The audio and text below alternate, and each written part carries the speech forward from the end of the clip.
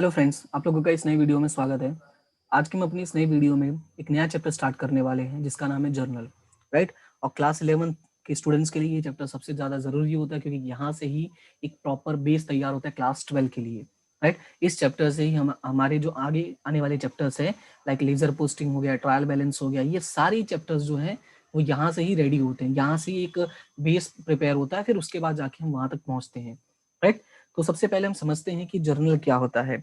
ये chapter start कर उससे पहले मैं बता दूं इसके बारे में जो भी हमने बेसिक चीजें पढ़ी हैं, ठीक है, कि डुअल इफेक्ट्स के रूल्स रेगुलेशंस जो हैं, ठीक है, ट्रांजेक्शन्स क्या होते हैं, वो सारी चीजें आपको पता होना बहुत जरूरी है। और साथ में ये पता होना चाहिए कि किसी भी ट्रांजेक्शन की वजह से कितने इफेक्ट्स होते हैं और उन इफेक्ट्स को क्लासीफाई कैसे करते हैं, उनके रूल्स क्या होते हैं, रेगुलेशंस क्या होते हैं, इसके बारे में आपको नॉलेज होना बहुत ही जरूरी है। और ये सारी चीजें मैंने प्रीवियस क्लास में ली हैं और उसका मैंने लिंक भी डिस्क्रिप्शन में प्रोवाइड किया है। तो एक बार जरूर वो वीडियोस देखना, तभी ये वीडियो आपको अच्छे से समझ में आएगा और तभी आज की क्लास जो होगी वो आपके लिए कहते हैं ना कि अच्छी साबित होगी। ठीक है, तो स्टार्ट करते हैं और देखते हैं कि हमारे इस जर्नल चैप्टर में क्या है।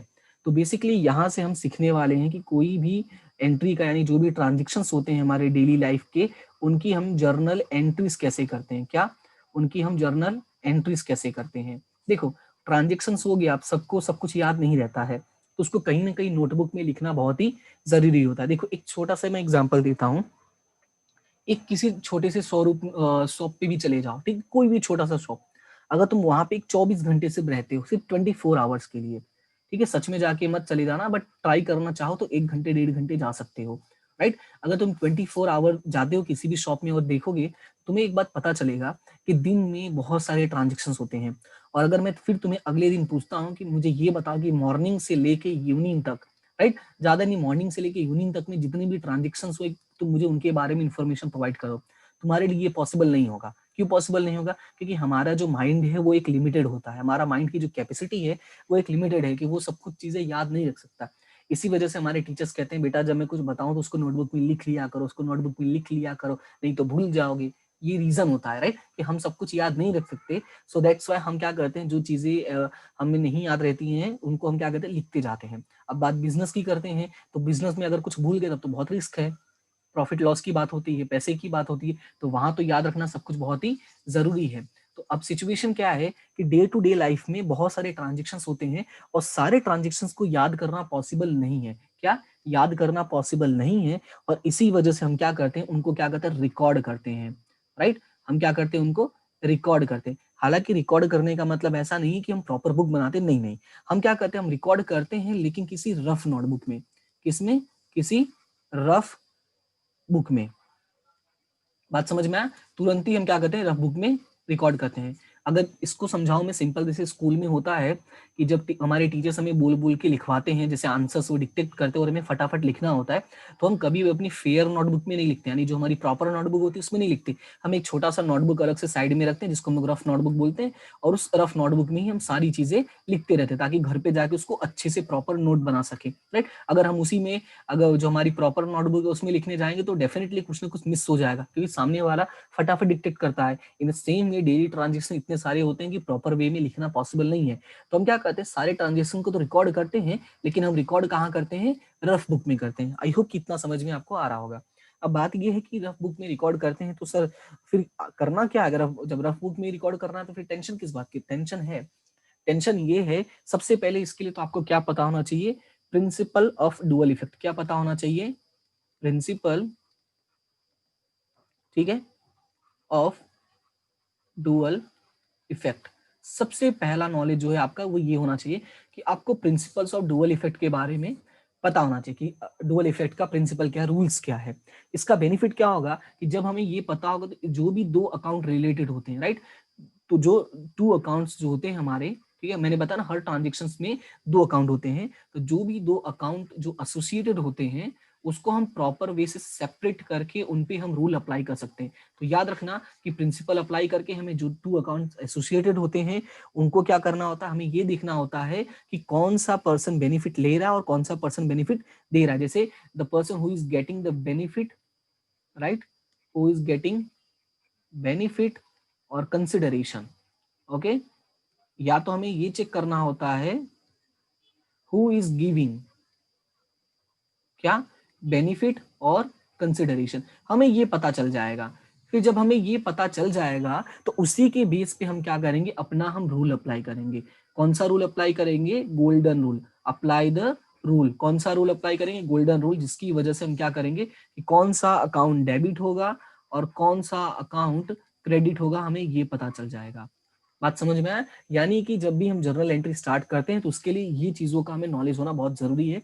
सबसे पहले हमें डुअल इफेक्ट पता होना चाहिए कि हर ट्रांजेक्शन की 2 इफेक्ट होती हैं। हम उसकी हेल्प लेके पता करते हैं कि कौन से 2 अकाउंट एसोसिएटेड हैं।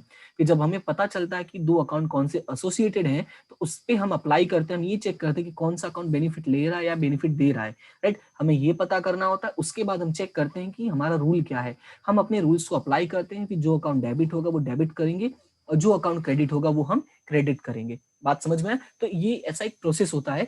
दैट्स अब इतना प्रोसेस तो सारी चीजें फटाफट पॉसिबल नहीं है। दैट्स वाई हम क्या करते हैं, एक जगह अपना छोटा सा रफ नोटबुक रखते हैं जिसमें सारी एंट्रीज करते जाते हैं। आई होप कि इतना आपको समझ में आ गया होगा। ठीक है, तो ये चीज याद रखना। अभी ये थोड़ा सा जर्नल एंट्री के बारे में है, जर्नल के बारे में इंफॉर्मेशन है, तो वो मैं आपको लिख के दिखा देता हूँ कि उसके बारे में क्या है। ठीक है, उसको याद रखना अच्छे से, आपको चीजें सारी क्लियर हो जाएंगी, इतना मेरी गारंटी है। ओके, तो देखो यहाँ पे मैं लिख देता हूँ फटाफट। तो यहाँ पे देखो मैंने एक डेफिनेशन थोड़ा सा लिखा हुआ है कि जर्नल क्या होता है बेसिकली। देखो यहाँ पे लिखा है अ recording process of accounting transaction.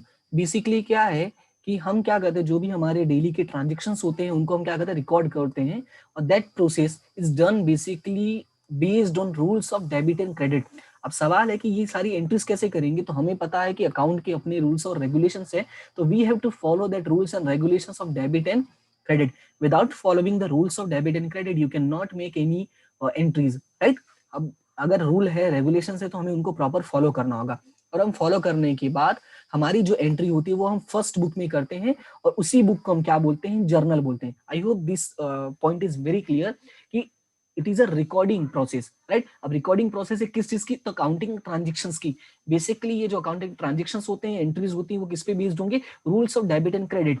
So rules of debit and credit का यूज करके हम अपनी फर्स्ट बुक में, right, in the first book of account, तो इसी को हम क्या बोलते हैं, जर्नल बोलते हैं। नाउ थोड़ा सा और भी कुछ इन्फॉर्मेशन मैं प्रोवाइड करता हूं कि ये जो फर्स्ट बुक ऑफ अकाउंट है, बेसिकली इसी को हम क्या बोलते हैं, जर्नल बुक बोलते हैं। क्योंकि एंट्री जो लिखते हैं ना उसको हम जर्नल बोलते हैं। एक एंट्री का जो प्रोसेस है उस प्रोसेस को हम बोलते हैं जर्नल, लेकिन जिस बुक में लिखते हैं उसको हम बोलते हैं जर्नल बुक। तो यहां भी क्या लिखा है, इन विच first effect of accounting transaction is made known as a journal or journal book, right। ये होता है आपका काम और जिस बुक में वो काम करते हो that is known as journal book, right. I hope कितना समझ में आ गया होगा। अब कुछ चीजें और हैं जो जानना जरूरी है एग्जाम पॉइंट ऑफ व्यू से भी और जनरल नॉलेज के लिए भी। क्या है कि जर्नल बुक को ही हम अल्सो नोन एज, राइट, अका बोलते हैं ना, अका, राइट।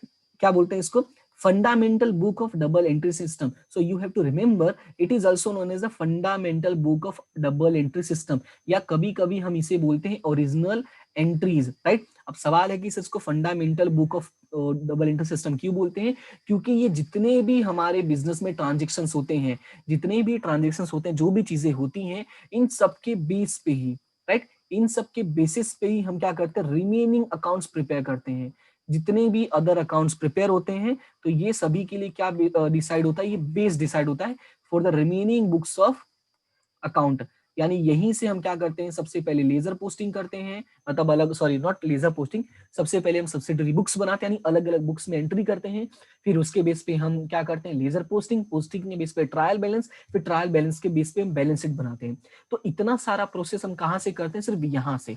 यानी यहाँ गलत तो सब गलत, दैट्स व्हाई इसको बोला ना फंडामेंटल। इसी वजह से इसमें सबसे ज्यादा ध्यान देना होता है। अगर ये समझ में आ गया तो आगे की सारी कहानी जो है वो मक्खन जैसी हो जाएगी। ठीक है, तो आई होप कितनी चीजें आपको क्लियर हो गई होंगी। थोड़ा सा और जानना चाहिए जर्नल के बारे में, वो एग्जाम में कभी कभी 1 मार्क्स में पूछ लेते हैं, तो वो मैं आपको थोड़ा सा एक्सप्लेन करता हूँ। बेसिकली जो जर्नल है उसमें से जो जर वर्ड है, राइट, कौन सा वर्ड, जर, JO, मैं इसको वापस लिख देता हूँ, थोड़ा सा डबल हो गया ये। हाँ, इसका जो बेसिकली नॉर्मल मीनिंग होता है वो होता है day to day. Sir day to day ये कैसे पता चला, कैसे होता है, क्योंकि जो जर वर्ड है ना एक्चुअली ये एक फ्रेंच वर्ड है और फ्रेंच वर्ड का जब इसको तुम ट्रांसलेट करोगे तो ये क्या पता चलेगा, इसका मतलब होता है डे टू डे, और इसी वर्ड से, डे टू डे वर्ड से ही हमें क्या बना है, जर्नल बना है। तभी तो हम बोलते हैं ना कि जर्नल बुक में हमारे डेली के ट्रांजेक्शंस लिखते हैं हम लोग, क्या लिखते हैं, डेली के ट्रांजेक्शंस। तो हम लोग डेली के ट्रांजेक्शंस क्यों बोलते हैं, क्योंकि जर का मतलब ही होता है डेली, डे टू डे यानी डेली, राइट, बात समझ में आया। तो इसी वजह से हम बोलते हैं कि डेली ट्रांजेक्शंस, यहाँ पे मैं लिख देता हूं, इसीलिए हम क्या बोलते हैं, daily recording of business transactions, right. इसीलिए हम बोलते हैं ना कि जर्नल में क्या होता है कि जो हमारे ट्रांजेक्शंस होते हैं उनकी डेली रिकॉर्डिंग होती है, that's why they are known as a journal. I hope ये समझ में आ गया होगा। साथ में एक चीज और है, इसको इंग्लिश में क्या समझते हैं, क्योंकि ये आप लोगों को पूछ लेते हैं, तो इंग्लिश वर्ड जो प्रॉपर इंग्लिश वर्ड जर्नल है, राइट, ये प्रॉपर वर्ड इंग्लिश है, राइट। ये फ्रेंच वर्ड है, बट जो जर्नल है ये प्रॉपर इंग्लिश वर्ड है। अभी इसमें भी और एक लैंग्वेज आया, और वो क्या है, ये बना कहाँ से, ये आया कहाँ से है, लैटिन लैंग्वेज से आया है। एक बात याद रखना, ज्यादातर जो चीजें आती है ना वो लैटिन लैंग्वेज से आती है। अगर नहीं याद रहे तो लिख देना कि लैटिन, क्योंकि 90% चीजें जो है हमारे लैटिन लैंग्वेज से ही बनी है। अब ऐसा समझ सकते हैं कि लैटिन लैंग्वेज काफी अच्छी रहेगी, तभी तो ये सारे वर्ड्स आते हैं वहां से।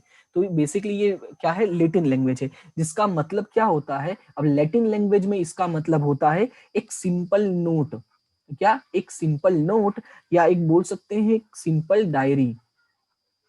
अब डायरी में क्या होता है, अगर देखा होगा किसी को, कभी किसी ने कोई डायरी देखा होगा लिखते हुए किसी को, तो डायरी में वो अपने डेली रूटीन्स की चीजें लिखते हैं कि उनके साथ क्या हुआ, उन्होंने क्या किया पूरे दिन, उन्होंने, उनका कैसा गया, अच्छा बुरा, जो भी उनकी लाइफ की डेली मूवमेंट्स होते हैं वो उसमें लिखते हैं, राइट। तो इसी वजह से इसको हम लोग क्या बोलते हैं, डायरी भी बोलते हैं या एक नोट बोलते हैं। आई होप कि ये सारी चीजें आपको समझ में आ गई। तो ये जर्नल के बारे में एक बेसिक इंफॉर्मेशन था जो आपके लिए काफी जरूरी है, और आज के बाद ये कोई भी आपको डिस्कस नहीं करेगा ये सब चीजें, ठीक है। क्योंकि एक बार ये स्टेज क्लियर हो जाता है, एक बार स्टेज को तुम क्रॉस कर दोगे ना, तो कोई ये सारी चीजें डिस्कस नहीं करेगा। दैट्स व्हाई मैंने एक एक पॉइंट जो भी मुझे लगा कि तुम्हें जानना जरूरी है, मैंने वो सारी चीजें बता दी है, ठीक है। इसको अच्छे से नोटबुक में नोट कर लेना, जैसा मैंने लिखा है उसको अच्छे से अपने नोटबुक में, अपने हैंड राइटिंग में, अच्छी हैंड राइटिंग में बना सकते हो। अगर नहीं बनाने का मन हो तो इसका स्क्रीनशॉट ले लेना स्टॉप करके, ओके। तो अभी समझते हैं, ये तो था जर्नल के बारे में। लेकिन जब हम जर्नल बुक की बात करते हैं तो उसका प्रोफार्मा एक होता है, ठीक है। तो थोड़ा प्रोफार्मा के बारे में देख लेते हैं, तो ताकि हमें जर्नल एंट्रीज करने के लिए आसानी रहे। और एक बात याद रखना, जब हम एंट्रीज करेंगे तो हमें पूरा प्रोफार्मा को फॉलो करना पड़ेगा, ठीक है। मैं प्रोफार्मा को फॉलो नहीं करूंगा, मतलब मैं जब एंट्रीज करूंगा तो मैं डायरेक्टली कर दूंगा, बट जब तुम भी बनाओगे तो पूरे प्रोफार्मा को फॉलो करके बनाओगे, क्योंकि तुम्हारा स्टार्टिंग में तुम्हें एक्सप्लेन कर रहा हूँ, तो मेरा काम है एक्सप्लेन करना जो एंट्रीज है। प्रोफार्मा तो तुम एक बार मैं बता ही दे रहा हूँ ना। तो सबसे पहले हमें फर्स्ट कॉलम जो बनता है वो बनेगा डेट का, राइट। कौन से डेट का ट्रांजेक्शन है, हालांकि एक दिन में बहुत सारे ट्रांजेक्शन होते हैं तो वहां पे 1 2 3 4 5 लिख देते हैं, लेकिन अगर मान लो एक महीने का ट्रांजेक्शन तो वहां पे हमें डेट वाइज लिखना होगा। दैट्स वाई फर्स्ट कॉलम जो होता है वो क्या होता है, डेट होता है। उसके बाद जो सेकंड कॉलम होता है पर्टिकुलर, क्या होता है पर्टिकुलर, इसमें हम क्या लिखते हैं, एंट्री लिखते हैं और साथ में थोड़ी इंफॉर्मेशन। तो अभी मैं पर्टिकुलर ही लिखता हूं। उसके बाद जो हमारा नेक्स्ट कॉलम होता है वो होता है हमारा LF नंबर, यानी लेजर फोलियो, ठीक है, LF नंबर, ओके। इसके बाद जो हमारा नेक्स्ट कॉलम होता है वो होता है हमारा डेबिट, और उसके बाद जो नेक्स्ट कॉलम होता है वो हमारा होता है क्रेडिट। यानी इन शॉर्ट इतने कॉलम हमें प्रिपेयर करने पड़ते हैं, ठीक है। टोटल कितने हो गए, 5 कॉलम्स हो गए। ये 5 कॉलम्स प्रिपेयर करने पड़ते हैं हमें जर्नल एंट्रीज करने के लिए। और याद रखना, जब भी जर्नल एंट्रीज करोगे तो प्रॉपरली ये 5 आपको प्रिपेयर करना ही पड़ेगा, डेट का, पर्टिकुलर का, LF का, डेबिट का और क्रेडिट का। अब ये सवाल है कि सर ये LF क्या होता है, तो लेजर फोलियो जो है, जब हम एंट्रीज करते हैं तो यहाँ से हम ट्रांसफर करते हैं, लेजर पोस्टिंग करते हैं। तो इसमें बेनिफिट क्या होगा कि हमें चेक करना है कि इसकी पूरी एंट्री कहाँ पर हुई, सेकंड एंट्री, आई मीन इसकी पूरी डिटेल अगर हमें निकालनी है तो लेजर में मिल जाएगा। जैसे कि एक महीने में तुम कितनी बार हो सकता है तुम सेल करो, हो सकता है एक ही पर्सन कई बार सेल करो, राइट। तो अभी जर्नल एंट्रीज देखने जाएंगे तो डिटेल ढूंढना बहुत डिफिकल्ट हो जाएगा, तो इसी वजह से हम लेजर फोलियो लिख देते हैं। अब जैसे मान लो मेरा यहाँ पे नाम लिखा हुआ है अमित, ठीक है, और यहाँ पे लेजर फोलियो नंबर लिखा हुआ है 29, तो मैं क्या करूंगा, डायरेक्टली 29 नंबर पे जाऊंगा, तो वहां पे 29 नंबर पे अमित लिखा होगा, और अमित से रिलेटेड जितने भी ट्रांजेक्शन है वो सारे ट्रांजेक्शन मुझे इजिली मिल जाएंगे। तो ये एक बेनिफिट होता है LF नंबर लिखने का, सॉरी बेनिफिट होता है, ओके। तो ये सारी चीजें हालांकि हमें इतना नहीं करना होता, हमारे क्वेश्चन में अवेलेबल नहीं है, लेकिन जानना जरूरी है इसलिए मैंने बता दिया। अब बात करते हैं एंट्रीज कैसे करेंगे। तो याद रखना, मैंने बताया था कि दो इफेक्ट होता है, एक होता है डेबिट इफेक्ट और एक होता है क्रेडिट इफेक्ट। यानी जो पहला इफेक्ट होगा वो डेबिट का होगा, तो डेबिट का नाम लिखने के बाद जो भी होगा वहां पे ऐसा अकाउंट लिखने के बाद यहाँ पे लिखोगे डेबिट, राइट, ऐसे। उसके बाद जो भी होगा यहाँ पे सेकंड वाला यानी जो क्रेडिट वाला होगा उसमें यहाँ पे 2 लिखने के बाद जो भी नाम होगा अकाउंट, क्रेडिट लिखना हो तो लिखो, नहीं लिखोगे तो भी समझ में आ जाए, क्योंकि ये 2 वर्ड ही डिनोट करता है कि क्रेडिट का है, और डेबिट वाले की अमाउंट डेबिट के कॉलम में और क्रेडिट वाले की अमाउंट क्रेडिट के कॉलम में, राइट। तो इस तरह से तुम लोगों को एंट्रीज करनी होती है। आई होप ये सारी चीजें आपको समझ में आ गई होंगी। और साथ ही यहाँ पे एक हमें पर्टिकुलर लिखना पड़ता है जिसको तुम बोल सकते हो कि थोड़ा सा एक्सप्लेनेशन टाइप की, जो ट्रांजेक्शन्स किया वो किससे रिलेटेड। फॉर एग्जांपल मैंने रेंट पे किया है तो यहाँ पे लिख देना बीइंग रेंट पेड, तो बीइंग तो पहले से मैंने लिख दिया है, तो बस यहाँ पे तुम्हें लिखना है बीइंग रेंट पेड। तो अब इससे क्या होगा कि मान लो जो डिटेल्स नहीं देखा वो ये पढ़ के समझ जाएगा कि रेंट पे किया, रेंट पे करने की ये एंट्रीज है। तो इससे थोड़ा सा एक हेल्प मिल जाएगी देखने वाले पर्सन के लिए, यानी जो भी आपका अकाउंट चेक कर रहा होगा। तो आई होप कि ये आपको समझ में आ गया कि प्रोफार्मा कैसे है। तो कुछ मैं एग्जांपल्स लिख के समझा देता हूं, तुम्हें आइडिया लग जाएगा एंट्रीज कैसे करनी होती है। तो एंट्रीज करने से पहले तुम्हें बेसिक रूल याद होना बहुत जरूरी है, गोल्डन रूल्स। तो गोल्डन रूल्स के बारे में भी मैंने इन्फॉर्मेशन प्रोवाइड किया, तुम कार्ड्स में चेक कर सकते हो, वहां पर भी है, ठीक है। गोल्डन रूल्स का जरूर एक बार वीडियो देखना ताकि इन्फॉर्मेशन आपको पता रहे, और जर्नल एंट्रीज करने में हमें वो रूल्स का बहुत यूज करना है। तो याद होगा मैंने रूल्स को 2 पार्ट्स में डिवाइड किया था। एक मैंने कहा था कि एक समझो ऐसा कि जो बिजनेस का खुद का है, राइट, एक जो बिजनेस का खुद का है वो सारी चीजें हमें क्या करनी है, डेबिट करनी है, और जो भी आउटसाइडर्स का है वो चीजें हमें क्या करनी है, क्रेडिट करनी है। एक ये मैंने बताया था, और साथ में एक मैंने ये बताया था कि डेबिट द रिसीवर, ठीक है। तो यहाँ पे मैं लिख देता हूँ डेबिट और यहाँ पे लिख देता हूँ क्रेडिट। तो यहाँ पे मैं लिख देता हूँ रिसीवर, यहाँ पे लिख देता हूँ गिवर, ठीक है। ये थोड़ा सा यहाँ पे साइड में इंक ज्यादा निकल रहा है, तो वेट वेट वेट, इसको मैं अच्छे से कर देता हूँ, क्रेडिट गिवर, राइट। और उसके बाद यहाँ पे debit what comes in and credit what goes out, right. And expenses और लॉस, अकाउंट डेबिट, इनकम और गेन अकाउंट क्रेडिट। तो ये छोटा सा रूल है, इस रूल को तुम्हें पता होना बहुत जरूरी है, ये रूल तुम्हें पता होना बहुत जरूरी है। या तो तुम ये अप्लाई करो, ठीक है, तुम्हारी मर्जी पे है, या तो ये रूल अप्लाई करो और या तो ये रूल अप्लाई करो, और दोनों ही रूल से आपका ट्रांजेक्शन क्लियर हो जाएगा, ठीक है। तो याद रखना 3 रूल्स होते हैं। अब ये 3 रूल्स बने कैसे हैं, तो ये पर्सनल अकाउंट के लिए है, और ये हमारा nominal account, sorry not nominal, ये रियल अकाउंट के लिए है, और लास्ट वाला जो है वो हमारा नॉमिनल अकाउंट के लिए, ठीक है। तो इस तरह से 3 अकाउंट के बेस पे 3 अलग अलग रूल्स बने हैं, और ये मैंने शॉर्ट में बताया है, और इसकी कहानी मैंने पूरी डिटेल स्टोरी है वो मैंने गोल्डन रूल्स में एक्सप्लेन की, तो वहां से कहानी याद कर लेना, तो इससे बेनिफिट होगा ये रूल समझने के लिए। हालांकि हमारी बुक में ये रूल्स दिया है जो बुरा नहीं है, तो ये भी तुम याद कर सकते हो, ठीक है। तो अभी स्टार्ट करते हैं, मैं कुछ एक कहते हैं डेमो की तरह मैं समझा देता हूँ कि ट्रांजेक्शन्स कैसे होते हैं, कुछ 1-2 एंट्रीज में दिमाग में फिट हो जाएगी। उसके बाद हम जब हमारा नेक्स्ट वीडियो स्टार्ट होगा तो वहां पे मैं सेपरेट टॉपिक वाइज, ठीक है, जितने भी ट्रांजेक्शन है मैं उनको टॉपिक वाइज डिवाइड करके हर एक वीडियो में, हर एक मतलब हर नई वीडियो में मैं एक नया टॉपिक एक्सप्लेन करूंगा, और 4 से 5 एग्जाम्पल, 6 एग्जाम्पल मे भी पॉसिबल 10 तक भी पहुंच जाऊं, ठीक है। तो उसके अकॉर्डिंग जितना मुझे ऐसा लगेगा कि तुम्हें जानना जरूरी है, उसके according with topic with example, topic with example. तो बेनिफिट ये होगा कि जिस टॉपिक के वीडियोज आपको देखने वो डायरेक्टली टॉपिक ऑन करो और उसके वीडियो देख के सीख लो, ठीक है। और सबसे अच्छी चीज है कि नोट बुक अच्छे से प्रिपेयर करना, ताकि तुम्हें रिवाइज करने के लिए बेनिफिट हो, ठीक है। जहां से भी तुम पढ़ते हो दैट डजंट मैटर कि तुम मुझसे देख रहे हो या किसी टीचर से, मतलब हमारे तुम्हारे स्कूल के टीचर से या तुम्हारे क्लासेस की चले, that doesn't matter, but if you are watching it regularly, right, reading it regularly, so try to make a notebook, okay. Notes बनाना बहुत जरूरी है, ये हमारे काम के लिए होती है। तो स्टार्ट करते हैं, मैं कुछ एग्जाम्पल्स लेता हूँ, ओके। तो सबसे पहला जो फर्स्ट ट्रांजेक्शन है, ट्रांजेक्शन क्या लिखा हुआ है, goods of 5,000 rupees, 5,000 purchased on cash, right.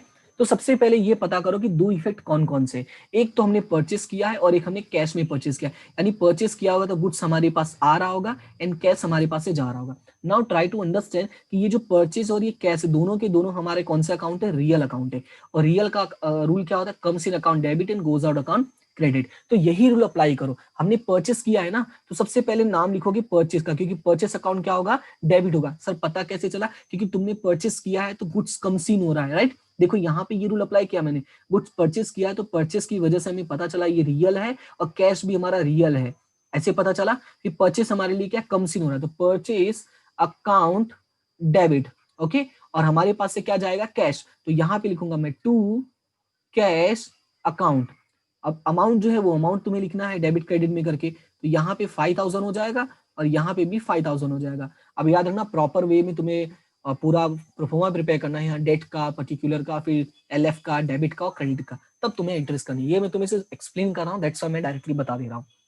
अब अगर तुम्हें डायरेक्टली अप्लाई करना है ये वाला रूल अप्लाई करके, तो मैंने कहा था जो भी बिजनेस का है वो डेबिट करो। तो परचेस किसने किया, बिजनेस ने किया, तो परचेस अकाउंट डेबिट हो जाएगा। और जो भी आउटसाइडर्स का भी, ये कैश तो तुम्हारा रहा नहीं, वो कैश आउटसाइडर्स का हो गया, तो कैश अकाउंट क्रेडिट, राइट। दोनों में से जो रूल अप्लाई करना है, जो तुम्हें पसंद आए, दोनों में से कोई भी रूल अप्लाई करके सॉल्व कर सकते हो, राइट। तो एक और ट्रांजेक्शन देते हैं, थोड़ा सा और आइडिया लगेगा। जैसे यहाँ पे लिखा हुआ है गुड्स ऑफ ₹8,000 purchased from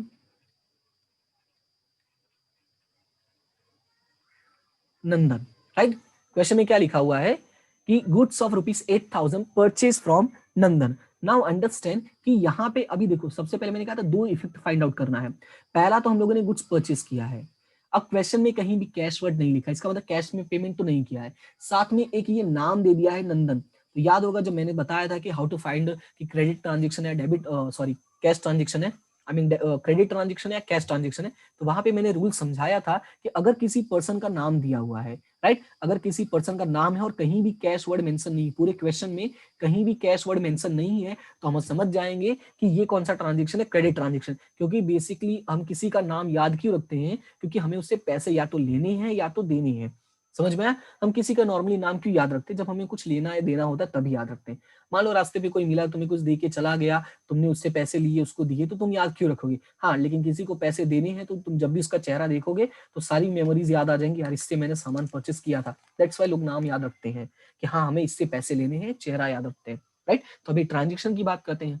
सो फिर से वही कि तुमने परचेस किया है और नाम एक नंदन है, दो चीजें हैं, एक परचेस और नंदन है। तो परचेस जो हमारा हमारा जो गोल्डन रूल है वो क्या कहता है, परचेस है जो वो क्या है हमारा रियल है, और नंदन क्या है, पर्सनल है। तो रूल अप्लाई करते हैं। सबसे पहले परचेस किया है तो परचेस क्या कम सीन हो रहा है, हमारे बिजनेस में आ रहा है, तो ठीक है, तो मैं उसके अकॉर्डिंग में यहाँ पे अप्लाई कर देता हूँ कि परचेस अकाउंट डेबिट, जो भी अमाउंट है, चलो अमाउंट लिख भी देता हूँ, 8000 है। नाउ क्वेश्चन इज कि अब नेक्स्ट क्या होगा, नंदन, नंदन पर्सनल है, तो पर्सनल में भी देखो रूल, नंदन रिसीवर है या गिवर है, पहले वो देखो। तो नंदन यहाँ पे गिवर है, क्यों, क्योंकि ये गुड्स हमें दे रहा है, अभी अभी हमें क्या दे रहा है, ये बेनिफिट दे रहा है, गुड्स दे रहा है। तो Nandan is a benefit giver, that's why his account will be credited, right. अगर ऐसे नहीं याद रखना तो ये याद रखो कि नंदन कौन है, आउटसाइडर है, तो आउटसाइडर अकाउंट क्या हो जाएगा, क्रेडिट हो जाएगा। तो यहाँ पे टू नंदन अकाउंट क्रेडिट, और अमाउंट कितना हो जाएगा, 8000। आई होप कि ये सारी चीजें आपको क्लियर हो रही हैं। उसके बाद चलो एक और छोटा सा एग्जांपल लेते हैं तो थोड़ा और समझ में आएगा। एग्जांपल ये है कि कमीशन, ठीक है, कमीशन रिसीव्ड ₹2000। थोड़ा लाइन ऊपर नीचे हो गया, हेलीकॉप्टर लैंड हो रहा था लेकिन फिर ऊपर चला गया, ओके। तो कमीशन रिसीव्ड ₹2000। तो सबसे पहले ये समझना है कि यहाँ पे इफेक्ट क्या हुआ। तो सबसे पहले तुमने कमीशन रिसीव किया, और वो भी कैसे रिसीव किया, कैश में रिसीव किया, राइट। कहीं क्योंकि कुछ लिखा नहीं है, तो डेफिनेटली हमने कैसे रिसीव किया होगा, कैश में। ये हमें समझना है।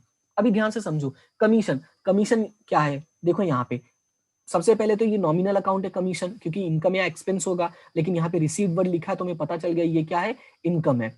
और उसके बाद कैश, क्योंकि कहीं क्वेश्चन में कोई प्रॉपर मेंशन नहीं है, दैट्स हम समझेंगे ये हमने कैश में रिसीव किया है, तो कैश हमारे लिए क्या है, रियल अकाउंट है। चलो ऊपर चलते हैं, रूल अप्लाई करते हैं। नॉमिनल, नॉमिनल का रूल क्या कहता है, अगर इनकम है तो अकाउंट को क्रेडिट कर दो, राइट। और कैश क्या है, हमारा रियल अकाउंट है, और रियल अकाउंट जो है वो बिजनेस में आ रहा है, यानी कैश हमारे बिजनेस में आ रहा है, that's why account will be debited, यानी कि cash account will be debited. और अगर ऐसे समझना है, यहाँ ये वाला रूल अप्लाई करना है तो अप्लाई करो, कैश किसको मिल रहा है, बिजनेस को मिल रहा है, और ये जो प्रॉफिट है वो किसका है, अल्टीमेटली ऑनर का बन जाता है, क्योंकि बिजनेस का कुछ नहीं होता। बिजनेस तो क्या, एक आराम से संत बाबा है जो काम करेगा, जो भी अच्छा बुरा होगा बाद में सहना किसको पड़ता है, ऑनर को, राइट। तो ये अल्टीमेटली ये प्रॉफिट किसको मिल जाएगा, ऑनर को, और ऑनर का मतलब यहाँ पे कौन हो जाएगा, आउटसाइडर। ये मैंने वीडियो में एक्सप्लेन किया था कि यहाँ पे हम ऑनर को भी इंक्लूड करते हैं, बात समझ में आए। तो वो रूल के अकॉर्डिंग ये क्या हो जाएगा, क्रेडिट हो जाएगा। अगर वो रूल नहीं समझ में आए तो अपना नॉमिनल, पर्सनल और रियल तो है ही है, और नॉमिनल के बेस पे ये अकाउंट क्या हो जाएगा, क्रेडिट हो जाएगा, यानी टू कमीशन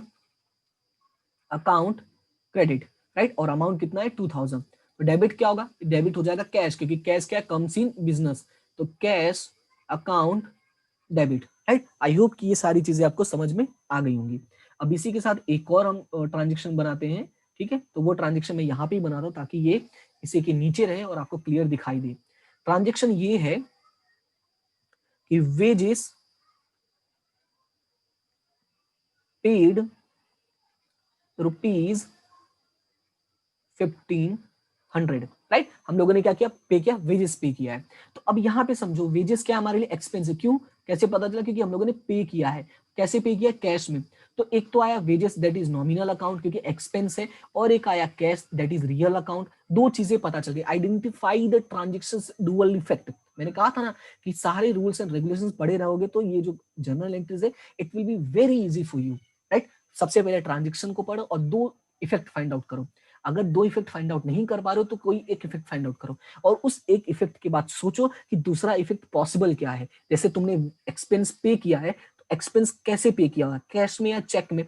चेक के बारे में बोला नहीं है, तो इट में भी कि तुमने कैश में ही पे किया हो, या तो ऐसा नहीं बोला ना फोन पे से पे किया, पेटीएम किया, ऐसा तो कहीं लिखा नहीं है। लिखा होता तो समझ जाते, राइट। अगर कुछ नहीं लिखा है तो हम क्या समझेंगे, हमने कैश में ही ट्रांजेक्शन किया है। Now apply the rule nominal. Nominal का रूल क्या बोलता है कि अगर एक्सपेंस है या इनकम है, सॉरी एक्सपेंस है या लॉस है, तो दैट विल बी डेबिटेड। तो यहाँ पे हो जाएगा वेजेस अकाउंट डेबिट, राइट। तो क्रेडिट क्या होगा, कैश। क्यों कैश क्रेडिट होगा, because you are paying the cash, I mean cash तुम्हारे पास से जा रहा है, it is going out from your business. तो गोज आउट अकाउंट क्या होता है, क्रेडिट होता है। तो यहाँ पे टू कैश अकाउंट क्रेडिट, और अमाउंट कितना हो जाएगा 1500 नाउ आई होप कि now it is very clear कि रूल्स एंड रेगुलेशंस को ही अप्लाई करके हमें ट्रांजेक्शंस की इफेक्ट को समझना होता है।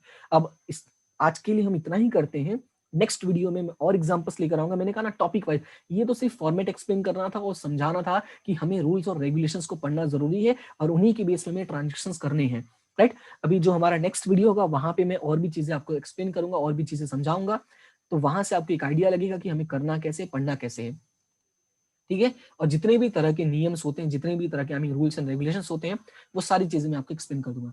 तो आज के लिए इतना ही, थैंक यू सो मच। और अगर ये क्लास आपको अच्छी लगे तो अपने फ्रेंड्स के साथ जरूर शेयर करना और वीडियो को लाइक तो जरूर करना, और अगर चैनल को सब्सक्राइब किया है तो थैंक यू सो मच, और अगर नहीं किया है तो चैनल को सब्सक्राइब जरूर करें, ठीक है। इसी तरह से हंसते रहे, मुस्कुराते रहे, पढ़ते रहे और आगे बढ़ते रहे। हम मिलते हैं अपने नेक्स्ट वीडियो में। Thank you so much to all of you and have a good day. Okay, मिलते हैं अपने नेक्स्ट वीडियो में, और इसी तरह से हंसते रहो। आज थोड़ा स्माइल अच्छा बना है, राइट। तो इसी तरह से हंसते रहना। Thank you so much to all of you.